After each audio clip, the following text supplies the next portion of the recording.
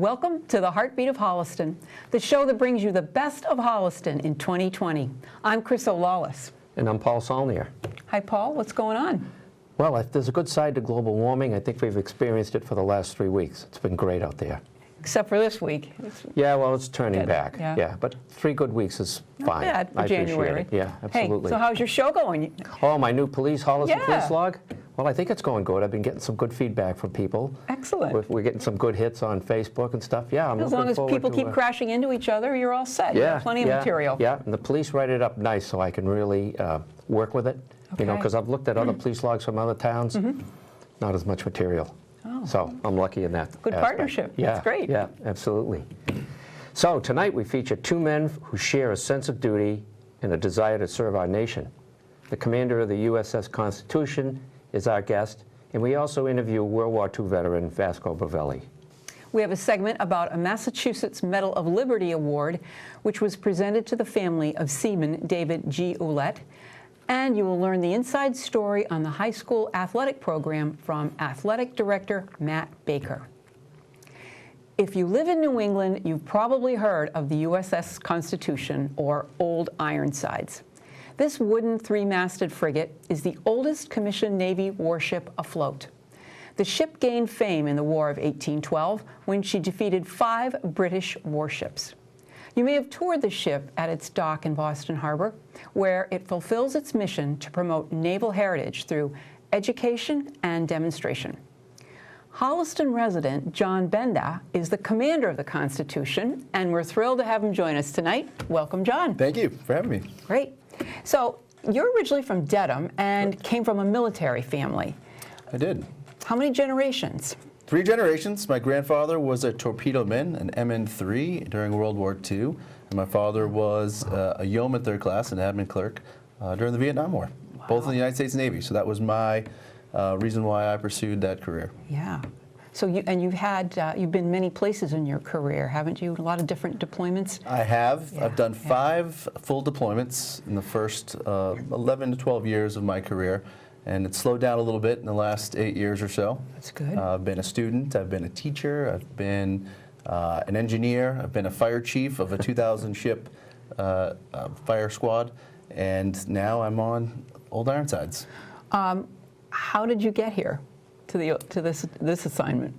Great question. I used to think that you had to know a senator or be a senator's son or something, but no, a little bit of luck, a little bit of great timing, and my record is pretty good. I've taken the tough jobs when I needed to. I've been successful at those jobs and kind of opened those doors for me to get here. I lobbied pretty hard, I'm not going to lie, to get the job. No kidding.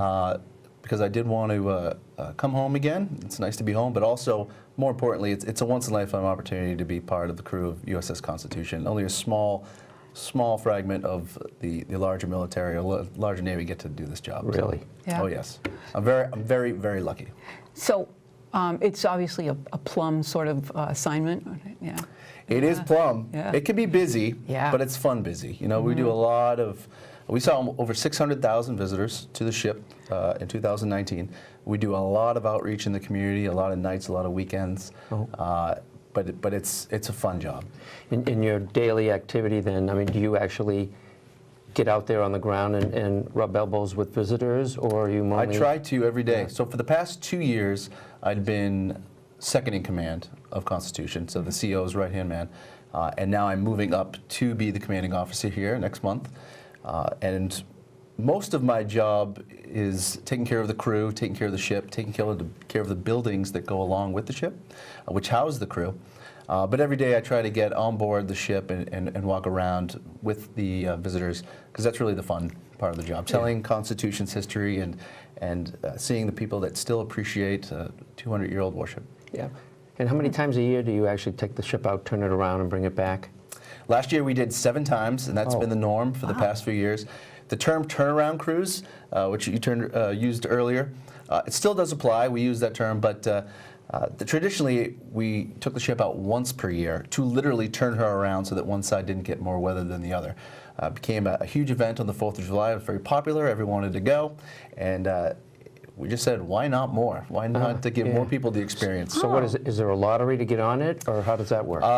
One of the underways each year, the 4th of July, which seems to be our more popular one, is done through lottery, and we had over 10,000 applicants. We did it through Facebook for 100 slots. Okay. Wow. For the other underways, the August ones are closed to active duty only, and the rest have themes. We did one with Vietnam veterans. The last couple of years was just Vietnam veterans and family and friends. And then we did one in September that was just for teachers and educators. Nice. And museum staff type. How long does the turnaround actually last? Just a quick 3.5 hours. Well, that's a long time. Yeah, we go out.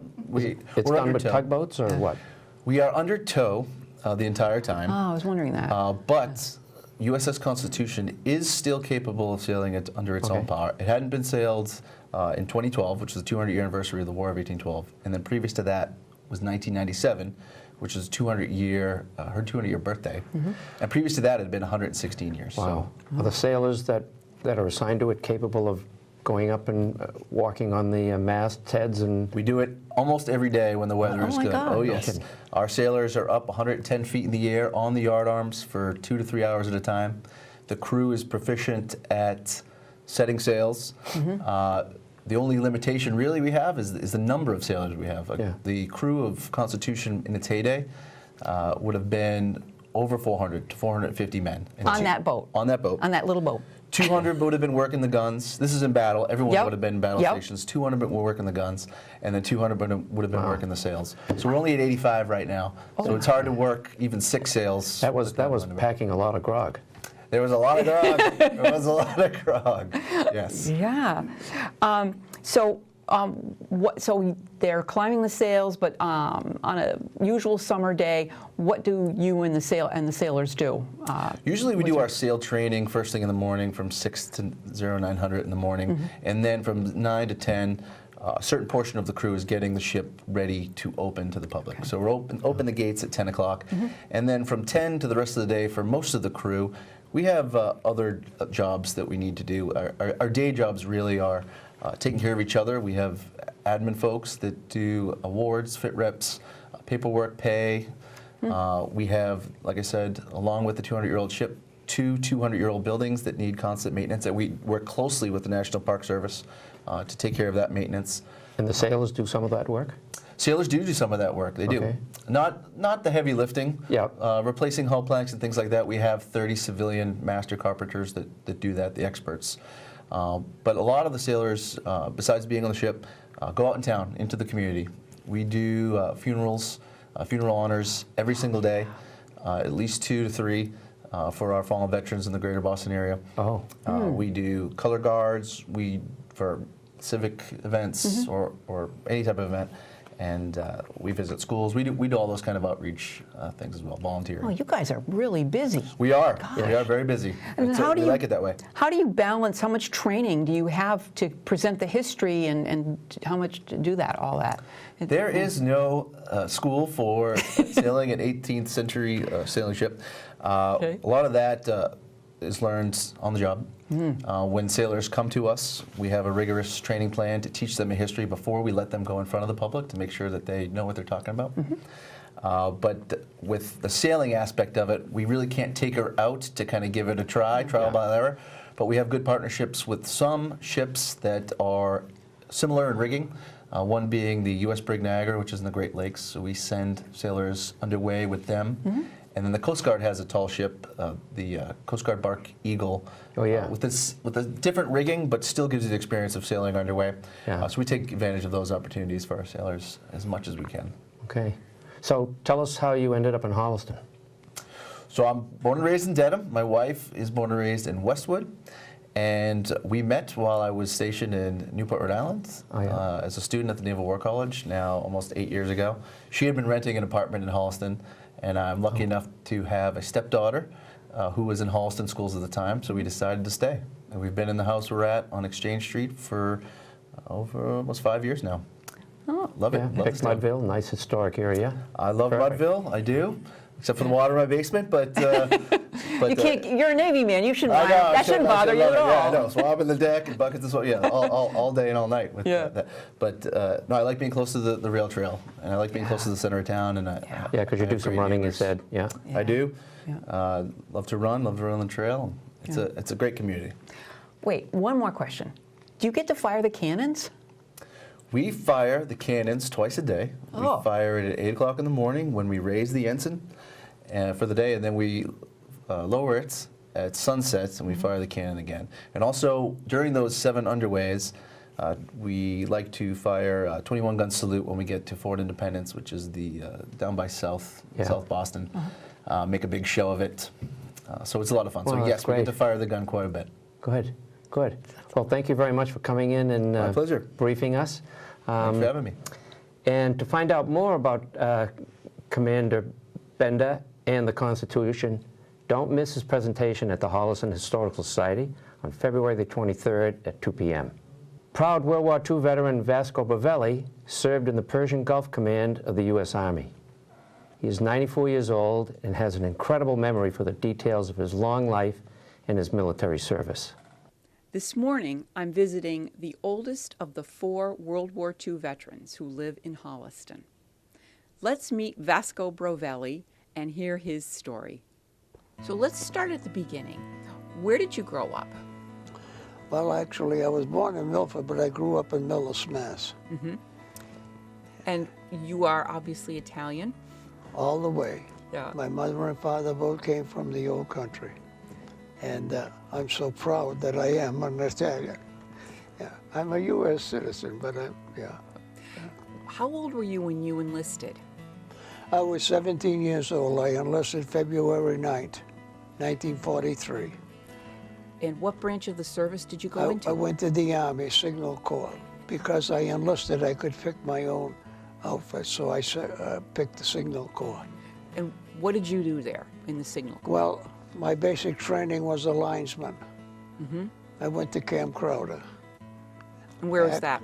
That's in Missouri. Oh, okay. And I stayed there until October. October, I went into Virginia. We left Newport News.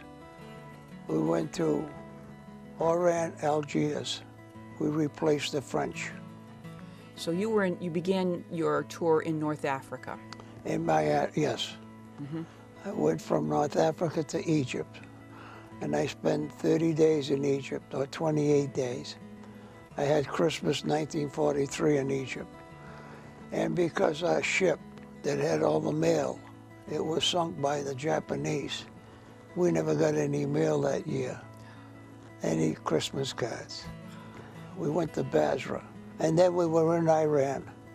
They needed a new supply line to go to Russia, to get supplies into Russia. So an airplane factory was built, 2 truck factories were built, and we assembled 5,000 airplanes and 200,000 trucks. And they were delivered to the Russian border. And these trucks would be supplied with ammunition, food, medical supplies, and everything. And when they got to the Russian border, the Russian woman would drive them into Russia for the second front. Wow. So you lived in Iran for Yes. how long? I was there from actually 8 days, less than 2 years. Yeah. I was a linesman when I went to school. I got to be a truck driver. Oh. And a 2-day school of truck driving.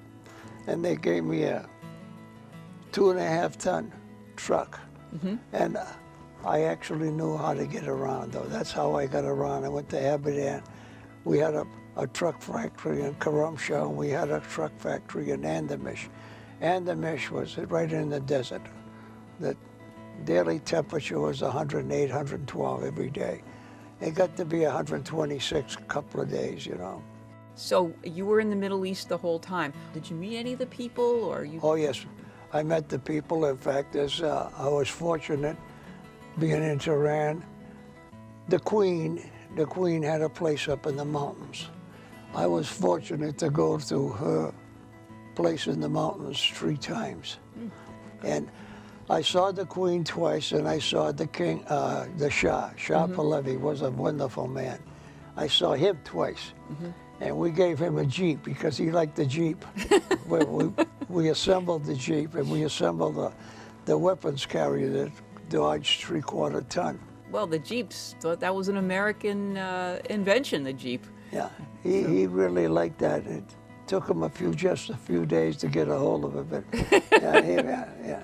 He was a good man for the United States. So when the war was over, did you work, you were there through the end of the war? Actually, I was on the last boat. We left, I think it was, I'm going to say, December 28th. We left Aberdeen. We went down to the Persian Gulf into the Arabian Sea. We will come up to the Red Sea, and we were the first troop ship that went through the Suez Canal, the SS Richardson. Really? I was on that ship. And we went into the Mediterranean, and we went over to Milan. And in Milan, we stayed there 2 days and brought some soldiers back to the United States. Mm-hmm. This is a picture over in Egypt on the December of 1943. This is the Red Cross nurse, and she took us to tour the Sphinx, the pyramids, the Church of Mars. That's me when I was 19 years old. You're a good-looking boy. These are different pictures of Iran, up in the mountains and so forth. Oh, there you are skiing. Yes, skiing. His name was Joe Kearney. He was 17 years old when in the Navy, and his first time overseas, he was sunk. And that's the reason why 13 of us enlisted. We all went into Boston, some in the Navy, some in the Army, because of him. What was it like to come back to the country after the war? I'm going to What tell were you, people's feelings? Your feelings? When I got off the bus in Millis, Mass, this was approximately, I'm going to say, January. Yeah, January 1946. There was nobody to greet me. I walked from the drugstore back to my home, and my mother and father and sisters, they had a sign, "Welcome home." And my army was all over. My army, yeah. And we had a lot of love in the family. I had 3 great sisters, my mother and father. We were very poor. We had nothing, but I'll tell you, we enjoyed life. Did you marry your high school sweetheart? No, I'm not bragging, but I was a pretty good dancer. And on Saturday nights, we went to Lake Pearl. Of course. And there were 8 girls sitting on the stage. So I said to my friend Harold, I says, "Harold, I'm going to marry that girl someday." And 3.5 years later, I married that girl. That's wonderful. And I've been married with her for 70 years. 70 years, October 30th. That's beautiful. I want to thank you for talking to us, and I thank you for your service. And may you have many more good years to come. Thank you for letting me speak, you know. Yeah. Thank you, Vasco, and thank you to the members of the Greatest Generation. For Heartbeat of Holliston, this is Chryso Lawless. Vasco was blessed with 4 children and 7 grandchildren and was happy to share his World War II story with us. He moved to Holliston in 1955. After returning from General Motors, he was chief custodian at St. Mary's Parish for many years. At 94, Vasco still participates in veterans events, drives his car, and mows his lawn. The year 2020 marks the 100th anniversary of Holliston's American Legion Post 47. A laser light show display is planned for this summer to celebrate. Stay tuned for details on this event. The Massachusetts Medal of Liberty is awarded to the next of kin of Massachusetts service men and women who were killed in action or died as a result of wounds received in action. Fallen soldier S.N. David G. Ouellette was posthumously awarded the Medal of Honor and the Purple Heart for his gallantry in 1967 in the Vietnam War. Recently, his sister, Carol Thistle, was presented with the Massachusetts Medal of Liberty in a ceremony at the Holliston Senior Center. Steve, as commander, can you tell us a little bit about the history of this award? This award was founded by the state of Massachusetts in 2010. It's to honor the families and the sacrifice that the families make of those who were killed in action in the wars serving our country, all the way from World War I up till the present time. In Holliston, this is the second one that we have done. We did one for Lieutenant Burley Curtis back in June, and this one today for Seaman David Olette. And we have more in our queue that we plan on doing. And it's just really to recognize these families. And it's a pleasure for the veterans of Holliston to be able to do this. This award has been designated here in the Commonwealth to acknowledge the families of those who have made the ultimate sacrifice for our freedom. The families serve along with us every single day. And I was truly inspired by the story that Bob Hopkins just told me here today about how he finds your medal set in your house, including the Medal of Honor, and then works it to get this presentation done here today. So, Bob, I understand that you really discovered this quite by accident one day? Yes. I've known Carolyn, or my wife has, for probably 50 years. And last year, I went to pick her up to go somewhere, I don't even remember. And I saw the picture of her brother on the wall. And I saw these medals. And when I recognized the Medal of Honor, I just froze. And I came out of there tingling because I just could not imagine that I even knew somebody that had been or was a recipient of the Medal of Honor. The Medal of Liberty happened when Carol and her family went to the Bellingham Wall, and she showed me the letter from Boston, and on it she had written down, "Send it to my house." And I said, no, that's not going to happen. And I got together with Steve, and Steve Bradford contacted the adjutant, and we arranged to have the medal sent to us. And from there, this is what we put together. This is an amazing honor for all of us to be here with you to honor the service and sacrifice of not only of your brother, but of your husband in World War II and Korea, and everything about the Thistle family that makes this country great. So, to all those who shall see these presents greeting. This is to certify that the Governor of the Commonwealth of Massachusetts, authorized by Chapter 132 of the Acts of 2009, has presented the Medal of Liberty for Seaman David G. Olette, United States Navy, signed Charles D. Baker, Governor, and Gary W. Keefe, the Adjutant General. Congratulations.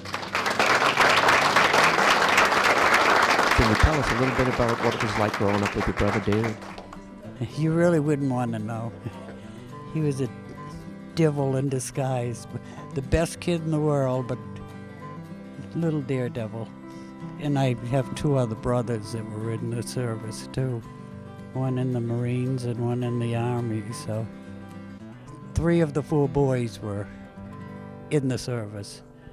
Present arms.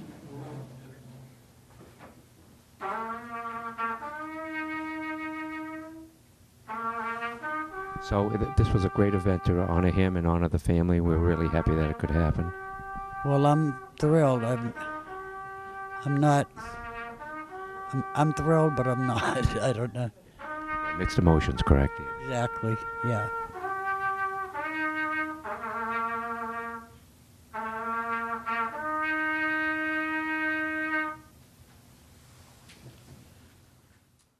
This is the story behind the medal.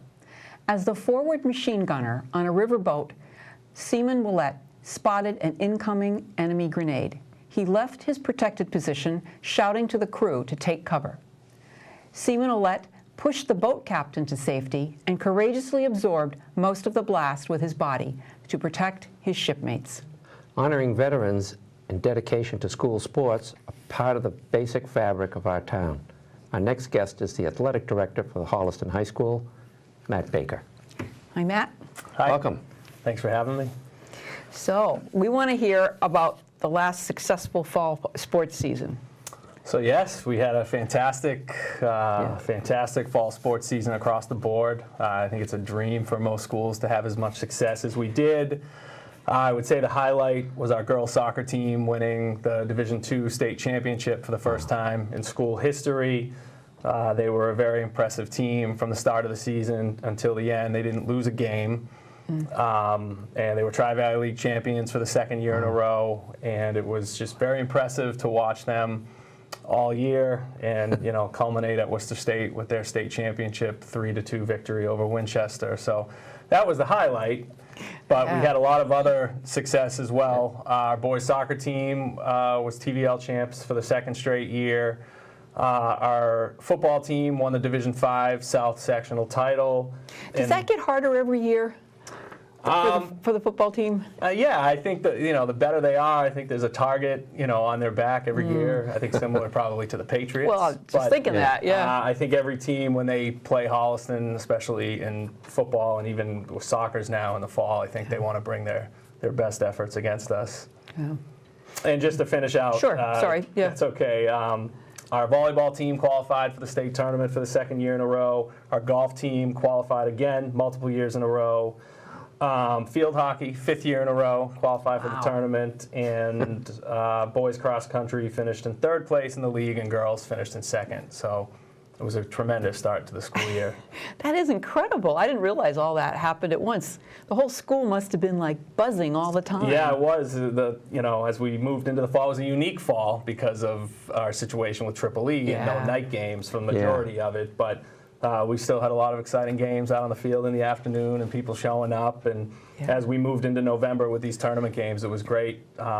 A lot of them were on the road at neutral sites, and we had big crowds from Holliston, so it was good to see. And a lot of them play more than one sport. Yes, yep. So I have the numbers. 61.5% of the girls in high school play more than one sport, and 57.7% of the boys play more than one sport. So we have, our kids are very active. Yeah. And, you'll see, that's the fun thing. I get to know them. You see them across 2 or 3 seasons, and and just see them develop as their time goes on at Holliston.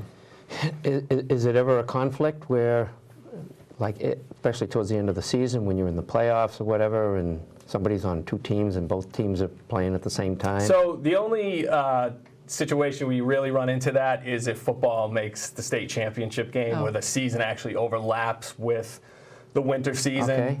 It's actually a good problem to have because it means one of your teams is participating in the state title. But all the other sports, there's at least a week or 2 off. The better your teams do, the less that time off is going to be. But it's always our hope that the further the teams go, the less time they have between those seasons. Yeah. In the off season, what do you do?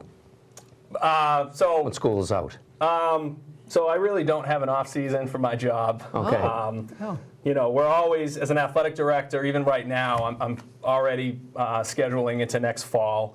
So we're always 2 seasons ahead as far as scheduling and venues and times and locations. I mean, I do have downtime in the summer, but it's really 12 months a year, that I'm working on just the logistics of being an athletic director and what our facilities are and what each season will bring. So it's pretty constant. I do, like I said, I do try to get some time off in the summer, but it's pretty constant just working and always working ahead just because the seasons will be upon us quickly. And But are you most busy from September through? I would say so. September through Thanksgiving is a very busy time, and then games stop for a couple weeks, but once the winter games pick up, winter is very busy too.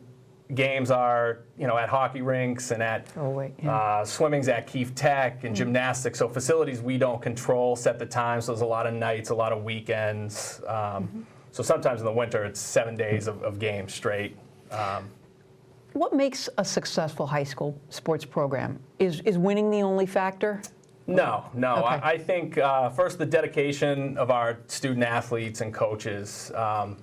I think we have a really hardworking group of kids and coaches who want the best, want to put the best product out on the field. And at the end of the day, the wins and losses, I think, they matter, but not I think if the kids can look back and have a good experience and just remember that they had fun and they had coaches who cared about them, and they got to play a sport with their friends and compete, and if they win a championship, that's great. It's kind of icing on the cake, but I just want them to have a good experience and just work hard and represent us well on the field and off the field and in the community, and that's what our hope is. Do you see much of college scouts coming in and looking at our kids? Yeah, so over the past couple of years, we've had quite a few athletes playing in college, all the way from the Division I level to the Division III level. So typically a few times per season, sometimes they they'll come to my office before the game and say, I'm coming here. Other times I was at a girls basketball game last week where there was a Division II women's basketball assistant coach there, and I saw her jacket, and so we just struck up a conversation. But I will see a few times throughout the year college coaches coming through to recruit our student athletes. And they recruit as early as junior year, right? Yeah, they're looking. They want the roster when they will walk in, and if they see somebody even who's an underclassman, to keep their eyes on. Wow. What do you like best about being an athletic director? I enjoy the changing nature of the job. I enjoy that every day is different. I really enjoy working with our student athletes and seeing them reach their potential. I do a lot of work with our captains. I have a captain's council. We do a lot of leadership training. Really? Do stuff at the MIAA. So I want them to take a really active role, especially the team leaders. And I enjoy just working with our coaches, too, and trying to do everything I can to make their job as easy as possible so they can worry about coaching. Is it hard to get coaches? It can be challenging. We have a really established group of coaches in Holliston. It can be challenging at times, just the nature of certain sports and what the hours are of them. Others are easier with stuff maybe later in the day or at night. But try to cast a wide net and, see what we can do. Good. Yeah.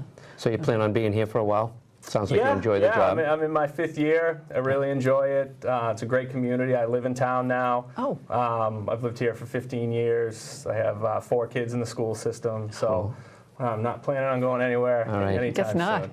Yeah. Wow. Well, thank you, Matt, for supporting our students and their athletic activities. We hope to see you back again soon. Thank you. Yeah, I would love that. Thanks a lot. Thanks for having me. Moving from current Holliston sports, next up we have a story about past Holliston sport heroes. Ed Mantenuto was the vice principal at Holliston High School and the hockey coach from 1979 into the 1990s. Ed was a passionate and successful coach and was named Coach of the Year by the Boston Globe in 1981. His teams were Division III state finalists in '82 and '85. Coach Mantenuto was inducted into the Massachusetts Hockey Coaches Association Hall of Fame in 1995. His coaching was cut short when he suffered a stroke that left him unable to speak for a number of years before eventually recovering. So on January 11th this year, Holliston's varsity hockey team took on Bellingham at Loring Arena. Before the game, 30 Holliston hockey alums gathered for an alumni game where Panther hockey coach Dan Geary honored Ed with a ceremonial puck drop. His former players gave praise, spoke kind words for Coach Mantenuto, and were thankful to attend this ceremony for him. Outside of hockey, Ed was recognized nationally for his involvement in drug and alcohol awareness programs at Holliston High School. He received commendations by Nancy Reagan, Michael Dukakis, and Andrew Natsios. Today, Ed is a familiar figure in the athletic department, collecting admissions to Holliston sporting events, and is currently a member of the Holliston Lions Service Organization. Thanks, Ed, for your service to Holliston and the Holliston community. Well, thanks for watching tonight's show. We hope you enjoyed our coverage of the best of Holliston. You can watch us every Wednesday, Thursday, and Friday evenings at 7 p.m. on Channel 8 on Comcast and on Channel 32 on Verizon. We are also televised at other times. And you can watch us on any electronic device. Just go to the HCAT website at www.hcat.org for easy access. Join all the others who are watching Heartbeat on Facebook and YouTube by checking HCAT's Facebook and YouTube pages. We have an updated e-blast function which sends out announcements when new shows are scheduled to air. If you'd like to be on this list, just contact us by email at office@hcuttv.org or call 508-429-8979. With an e-blast, you'll never miss a show you want to watch. Good night, Paul. Good night, Chryso. And good night, Holliston.